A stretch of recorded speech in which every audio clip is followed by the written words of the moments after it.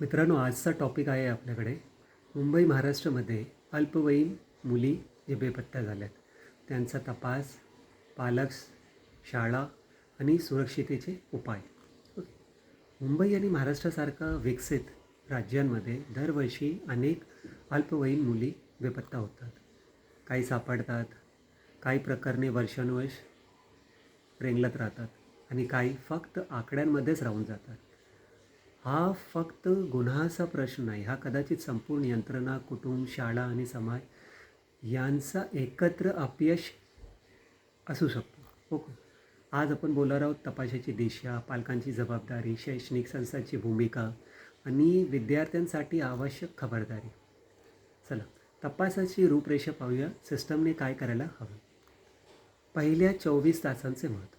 अल्पवयीन मुलगी बेपत्ता असल्याचा केस सामान्य मिसिंग नसतो, तो संभाव्य गुन्हा मानला जातो. 0 FIR त्वरित नोंदवले पाहिजे. 24 तास थांबा हा बहाणा बेकायदेशीर आहे. चाइल्ड वेलफेअर पोलीस ऑफिसर सहभागी असणे आवश्यक. उशीर म्हणजे काय? धोका. सेकंड, CCTV, मोबाईल आणि डिजिटल ट्रॅकिंग. CCTV फुटेजमध्ये सोसायटीची, स्टेशन, शाळेच्या मार्ग वगैरे, मोबाईलचं शेवटचं लोकेशन आणि संपर्क. सोशल मीडियावरील हालचाली ते पण बघावं. आणि शाळा कॉलेजची उपस्थिती नोंद. डेटा जितका लवकर गोळा होईल तितकी मुलगी सुरक्षित सापडण्याची शक्यता जास्त असते. ओके. आणि तिसरी, जिल्हा व राज्यस्तरीय समन्वय. म्हणजे मुंबई, ठाणे, पालघर, पुणे, नाशिक हे सर्व परस्पर जोडलेले मार्ग आहेत. तर रेल्वे पोलीस आणि स्थानिक पोलीस समन्वय एक दुसऱ्याला मदत करावी. बालतस्करी विरोधी पथक सतर्क राहिलं पाहिजे. सीमा तपास नाके सूचित केले पाहिजे. ओके. केस स्थानिक राहत नाही, हालचाल वेगाने होते. ओके. आणि बालकल्याण व समुपदेशन दृष्टिकोन. प्रत्येक केस फक्त गुन्हेगाराच्या दृष्टीने न पाहता बालमानसशास्त्राच्या दृष्टीने पाहणं गरजेचे आहे. पळून जाण्याची शक्यता हलक्यात घेऊ नका. छल किंवा भिंतीचे लक्षणे तपासा. सापडल्यानंतर समुपदेशन अनिवार्य. सुटक्या झाल्यावर ही जबाबदारी संपत नाही. ओके. पालकांची भूमिका सर्वात महत्त्वाचा दुवा. ओके. संवादातील धरे. सर्वात मोठा धोका, प्रत्येक वेळी मुली पळून जात नाही, तर परिस्थितीपासून पळायला भाग पाडल्या जातात. भीतीचे वातावरण, अतिनियंत्रण, भावनिक मोकळीक नसणे, पालक मुलीतील विश्वास, पहिली सुरक्षा भिंत आहे. ऑनलाईन जागरूकता अत्यंत आवश्यक आहे. पालकांना माहिती असली पाहिजे मुलीची ऑनलाईन मित्र परिवार कोणता आहे, कोणी अज्ञात प्राऊड ग्रूमिंग करत आहे का ना, अति गुप्तता दिसते का ते बघावं. नियंत्रण म्हणजे हेरगिरी नाही, ती सुरक्षिततेसाठी असते. त्वरित कृती, लाज किंवा भीती नाही. पोलिसांकडे जाण्यास उशीर करू नका. लोक काय म्हणतील याचा विचार करू नका. FIRसाठी दबाव स्वीकारू नका. ओके. तुमचा वेग, तुमच्या मुलीची सुरक्षितता.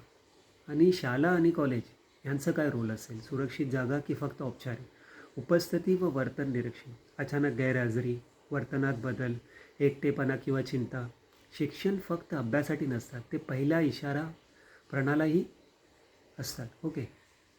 आणि बाल संरक्षण धोरणांची अंमलबजावणी.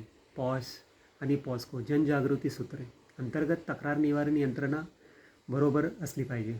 महिला समुपदेश उपलब्धता. धोरण फाईलमध्ये नव्हे, प्रत्यक्ष व्यवहारात दिसलं पाहिजे. पोलीस शाळा समन्वय. स्थानिक पोलिसांसोबत कार्यशाळा, आपत्कालीन संपर्क प्रोटोकॉल असलं पाहिजे. आणि पालक, शाळा, पोलीस यांचं पूल.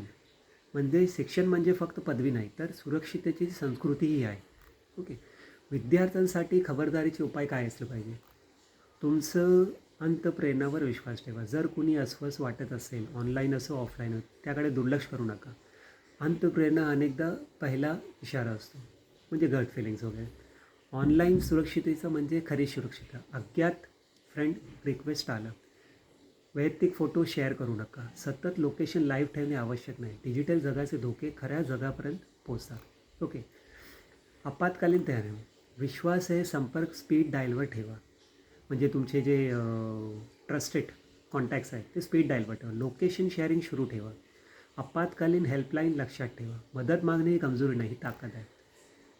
म्हणजे आपण कन्क्लुजनमध्ये हे घेऊ शकतो की हे फक्त सिस्टमचे काम नाही, हे सगळ्यांचं काम आहे. अल्पवयीन मुली बेपत्ता होण्याचा प्रश्न फक्त पोलीस किंवा सरकारची नाही, ही जबाबदारी पालकांची, शाळांची, समाजाची आणि आपण सर्वांची. जेव्हा एक मुलगी गायब होते तेव्हा फक्त एक घर नाही, पूर्ण यंत्र अपयशी ठरते. सुरक्षितता ही केवळ प्रतीके नाही, ती प्रतिबिंबापासून सुरू होते. आपण पालक असाल संवाद साधा, आपण शिक्षण असाल पहा ऐका, आपण विद्यार्थी असाल सतर्क राहा. हा व्हिडिओ शेअर करा, जागरूकता पसरवा. ओके, कारण एक मुलीचे सुरक्षित राहणे ही आपण सर्वांची जबाबदारी आहे. कसं वाटलं लाईक आणि कमेंट.